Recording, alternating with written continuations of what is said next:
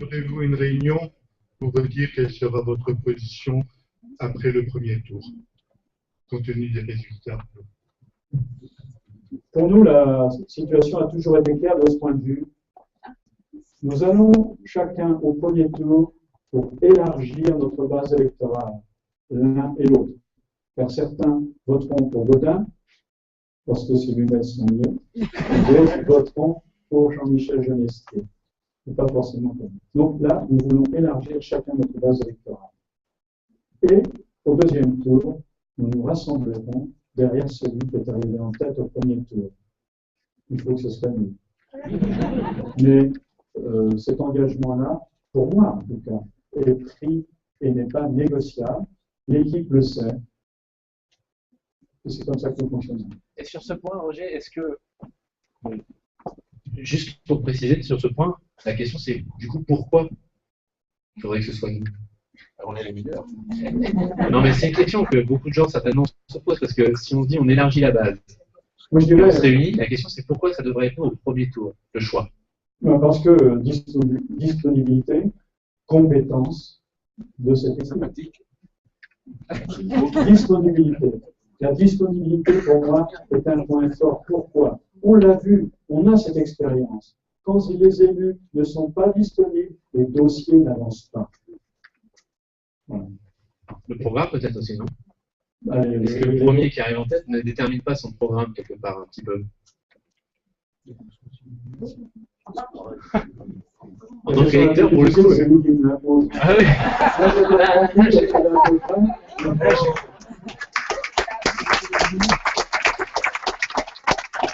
Enfin, de la communication sans concession.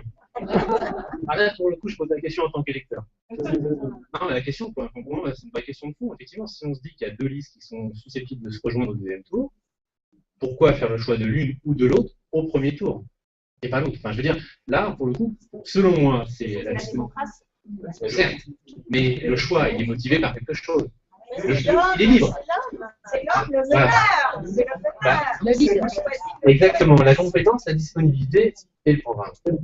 Et l'équipe. Vas-y, Claire veut dire quelque chose. On a trouvé le moyen de sortir le micro, il y a Claire. Je vous remercie.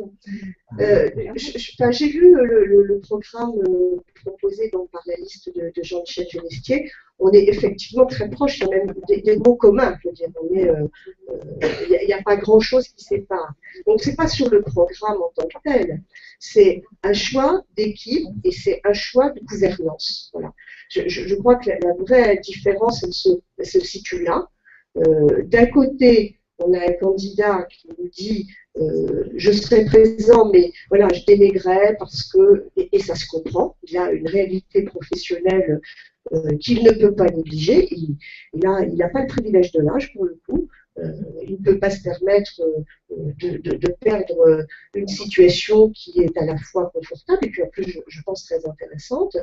Et de l'autre côté, on a quelqu'un qui dit, voilà, ben moi, j'estime que je dois être là quotidiennement.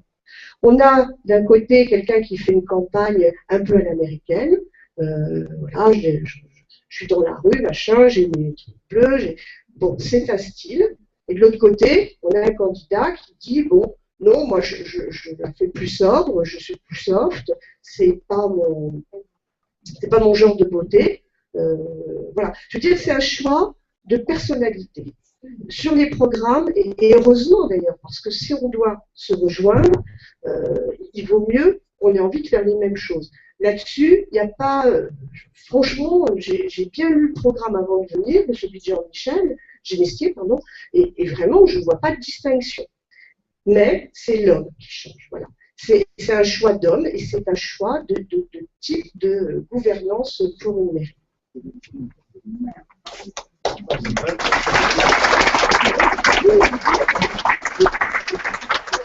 Là, on prend vraiment